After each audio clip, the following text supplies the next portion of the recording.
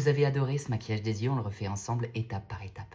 Je commence avec un fard blanc, celui-ci c'est la palette Patrickta, majeure dimension avec 6 couleurs vraiment universelles. Et tu vois où je mets la couleur blanche, je le mets au centre, juste pour me donner de la lumière.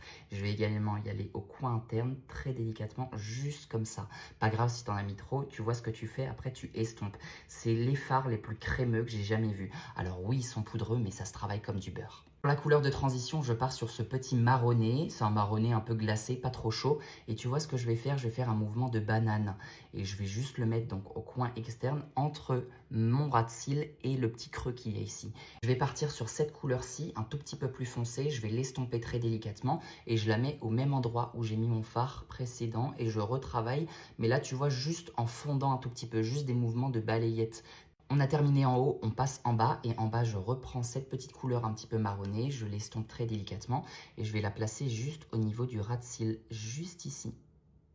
Je prends un crayon noir de chez Make Up Forever et je le place juste en haut dans mon ras de cils du haut pour intensifier naturellement la ligne naturelle de mes cils et je vais également le mettre ici, juste ici, mais je m'arrête au milieu de mon iris. Je viens recourber mes cils avec un recourbe-cils, donc je prends mes cils et je fais un mouvement assez long avec des petites pressions. Je fais ça pendant 10 secondes. J'ajoute un petit peu de mascara, celui-ci c'est de chez Lancôme, le Flutter Extension. Il est excellent si tu souhaites avoir un côté un peu naturel, à savoir que moi je vais mettre des faux cils après, donc peu importe. Je concentre mon mascara sur les cils extérieurs vraiment pour lifter le regard. Pour faire ce petit liner, je vais reprendre ma palette avec le fard marronné et un pinceau très fin. Et je vais juste faire un petit liner. Tu vois mes cils dans quelle direction ils partent?